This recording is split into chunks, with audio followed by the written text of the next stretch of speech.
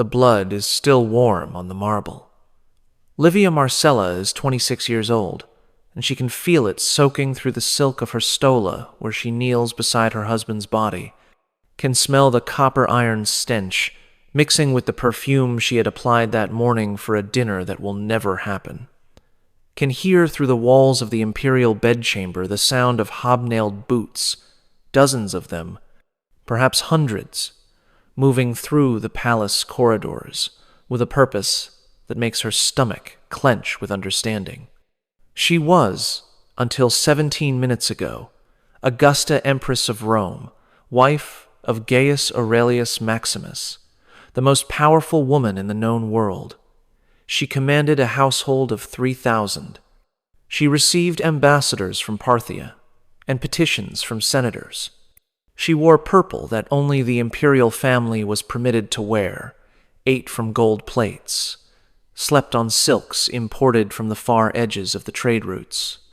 Now she kneels in her husband's blood while the men who killed him secure the palace, and she understands with terrible clarity that the purple she wears has become a target rather than a protection. The door to the bedchamber opens.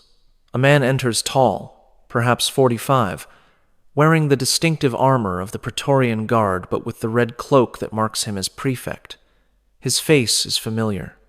She has seen it at state functions, at the morning salutations where her husband received his officers, at the dinners where military matters were discussed over wine and roasted peacock. His name is Lucius Cassius Nerva, and until 17 minutes ago, he was sworn to protect her husband's life with his own. Now he looks at her with an expression she cannot read, not triumph, not cruelty, but something colder, assessment.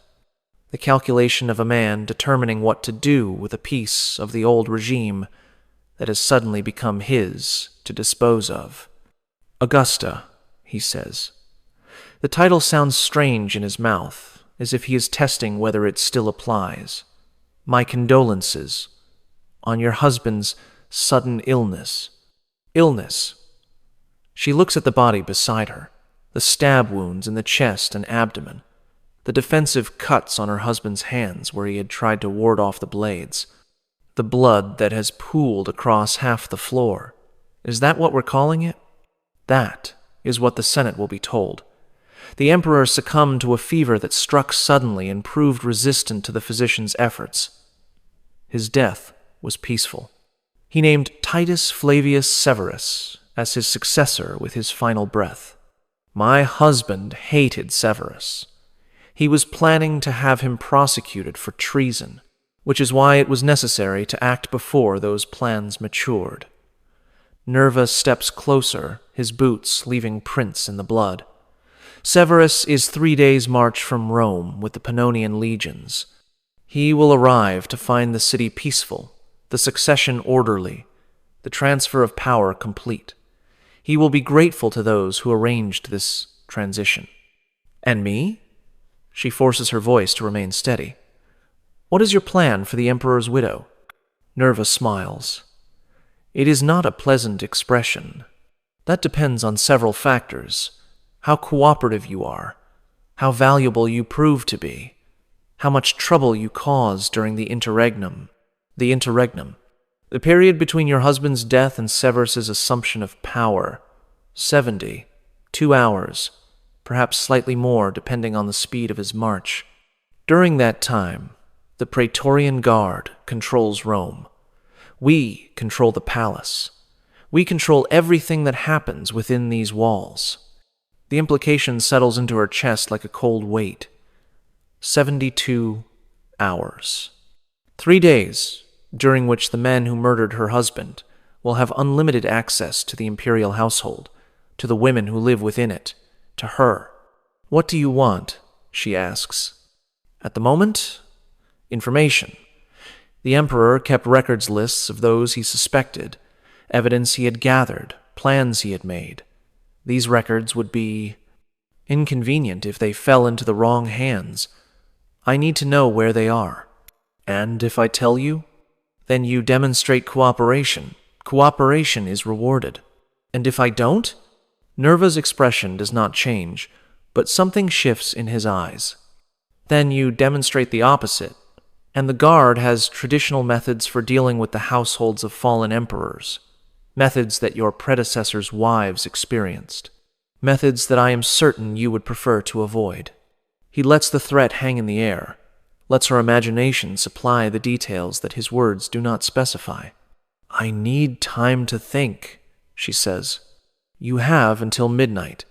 After that, I will assume you have chosen non-cooperation, and I will proceed accordingly." He turns toward the door, then pauses. "One more thing.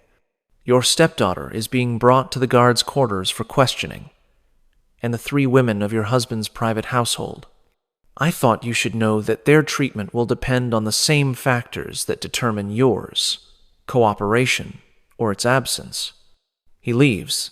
She hears the door lock behind him, hears the guards taking up position in the corridor, hears the sounds of the palace being systematically secured by men whose loyalty has shifted to a new master. She has until midnight, perhaps 8 hours. 8 hours to find a way to survive what is coming. What you are about to learn has been deliberately excluded from the histories that record Rome's imperial successions. The historians who documented the deaths of emperors focused on political factors who gained power, who lost it, which factions rose and which fell. They recorded the fates of male relatives with precision, executed, exiled, permitted to live in obscurity. They noted the disposition of property, the redistribution of titles, the realignment of the senatorial class. But the fates of imperial women during the interregnum, the gap between one emperor's death and another's assumption of power, were rarely specified. A widow might be mentioned as having retired from public life or entered private existence, without detail about what that transition actually involved. The women of the imperial household simply disappeared from the record, their experiences during the dangerous hours after their protector's death left to imagination. Tonight you will learn what actually happened during those hours. You will learn about the Praetorian Guard, the elite soldiers sworn to protect the emperor, and what they did when their oaths became void. You will learn about the interregnum tradition, the understanding, never written but universally acknowledged, that the Guard had certain privileges during the transition period. You will learn about Livia Marcella, whose husband's assassination left her at the mercy of the men who killed him. You will learn what Prefect Nerva demanded, what she was willing to sacrifice to survive, and what happened to the other women of the imperial household during the 72 hours before the new emperor arrived. Subscribe if you want to understand what really happened behind palace walls during Rome's most dangerous transitions. Comment below telling me where you are watching from, because the next 8 hours of Livia's life will determine whether she survives, and I am going to tell you exactly what she faced and what she did. But before I describe the choices she made and the horrors she witnessed, I need to take you back. I need to explain why the Praetorian Guard had the power they did, how the interregnum tradition developed, and what it meant to be an imperial woman when the emperor died. Because you cannot understand what Livia faced without understanding the system that made her vulnerability inevitable.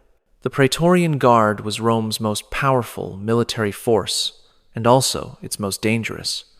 Originally established by Augustus as the emperor's personal bodyguard, the Guard had evolved over generations into something far more complex than a simple protective force.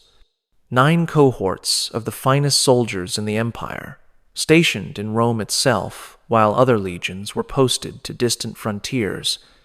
The Praetorians were simultaneously the emperor's greatest protection and his greatest threat. They protected him from assassination, and they also carried it out when circumstances warranted. They ensured the stability of his reign, and they destabilized it when a new patron offered better rewards. They swore oaths of absolute loyalty, and they broke those oaths whenever breaking them proved more profitable than keeping them. By the time of Livia's husband's reign, the Praetorian Guard had killed more emperors than any foreign enemy. Caligula, Galba, Pertinax, Elagabalus. The list of emperors who had died at their sworn protectors' hands was long and instructive. Every emperor knew that the men guarding his bedchamber might become his executioners if the political winds shifted. But the guard's power extended beyond assassination. During the interregnum, the period between an emperor's death and his successor's secure assumption of power, the Praetorians controlled Rome absolutely. No other military force was permitted within the city's sacred boundary. The Senate had no soldiers to enforce its decrees. The urban cohorts, Rome's police force, were subordinate to the Praetorian prefect. For those critical hours or days, the guard was Rome's only effective authority. This created a tradition that the historians rarely discussed directly. During the interregnum, the guard expected certain considerations. The imperial treasury would provide a substantial donative, a payment for the soldiers' support of the succession. The new emperor would confirm the prefect's position or negotiate his honorable retirement. And the palace itself, with all its contents, was understood to be available for the guard's immediate enjoyment. The contents included people. Imperial women during the interregnum were in a position that Roman law did not adequately address. They were no longer protected by an emperor's power, he was dead. They were not yet protected by his successor, he had not arrived. Their status as imperial family members